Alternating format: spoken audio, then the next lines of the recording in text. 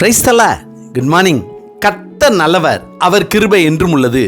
ஆதியாகமம் 41 அதிகாரம் 37 யோசேப்பினுடைய வார்த்தை பார்வோனுடைய பார்வைக்கும் அவன் ஊழியக்காரர் எல்லோருடைய பார்வைக்கும் நன்றாய் கண்டது.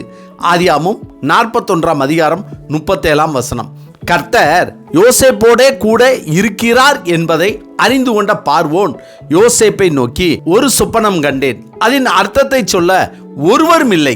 நீ ஒரு சொப்பனத்தை கேட்டால் அதன் அர்த்தத்தை சொல்லுவாய் என்று உன்னை குறித்து நான் கேள்விப்பட்டேன் என்றான்.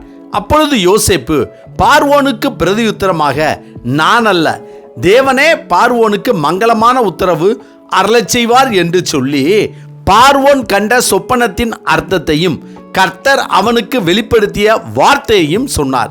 இந்த வார்த்தை பார்வோனுடைய பார்வைக்கும் அவன் ஊழியக்காரர் எல்லோருடைய பார்வைக்கும் நன்றாய் கண்டது.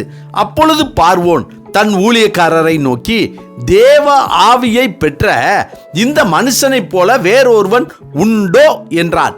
பார்வோன் யோசேப்பிடம் கேட்டது சொப்பனத்திற்கு அர்த்தம், யோசேப்பு சொன்னது அர்த்தமும் அதற்கு உண்டான தீர்வும்.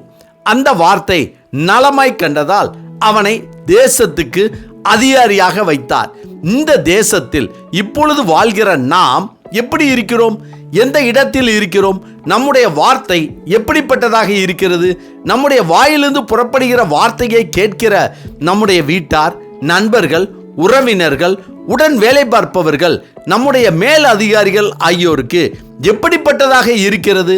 மேலும் யோசேப்பு தேவ ஆவியை பெற்ற மனிதர் என்பதை பார்வோன் அறிந்து கொண்டார். நாம் இருக்கிற இடத்தில் நமது உறவினர்களும் நம்மோடு பணிபுரிபவர்களும் நம் அயலகத்தார் நாம் தேவ ஆவியை பெற்றவர்கள் என்று அறிந்து கொள்ளும்படி நாம் தேவ ஞானத்தால் நிறைந்திருக்கிறோமா? சிந்திப்போம். கர்த்தர் நம்மோடு இருந்தால் நம்முடைய வாயிலிருந்து வரும் வார்த்தைகள் அதை கேட்கிற யாவருக்கும் நலமாய் தோன்றும். அதேபோல் கர்த்தருடைய ஆவியானவர் நம்மோடு இருக்கிறார், நம்மேல் இருக்கிறார் என்று பிறர் அறிந்திருந்தால் நம்மிடத்தில் அன்பாகவும் நாம் இருக்கிற இடத்தில் பணி செய்கிற இடத்தில் மேன்மைப்படுத்தியும் வைப்பார்கள். எனவே கர்த்தர் என்னோடு இருக்கிறார் என்று சொல்கிற நாம் நம்முடைய வாயிலிருந்து வருகிற வார்த்தைகள் பிறருக்கு நலமாய் தோன்றக்கூடிய வார்த்தையாக வரும்படி கர்த்தரிடத்தில் ஜெபிப்போம். அவர் நமக்கு கொடுக்கிற விசேஷித்த ஞானத்தால் நம்முடைய வாயிலிருந்து வருகிற வார்த்தை அனைவருக்கும் நலமாய் தோன்றுவதாக. ஆமென். ஜெபிப்போமா? சர்வ வல்லமை உள்ள சேனைகளின் தேவனாகிய கர்த்தாவே, நீர் யோசேப்போடு கூட இருந்து எல்லா உபத்திரவங்களிலிருந்தும் அவனை விடுவித்து எகிப்து ராஜாவாகிய பார்வோன் சமூகத்திலே அவனுக்கு கிருபையும் ஞானத்தையும் அருளியதைப் போல எங்களுக்கும் கிருபையும் ஞானத்தையும் அருளும்படியாய் ஆண்டவராகிய இயேசு கிறிஸ்துவின் இன்ப நாமத்தில் ஜெபிக்கிறோம். கர்த்தாவே, இந்த நாளை நீர் எங்களுக்கு கொடுத்ததற்காய் நன்றி.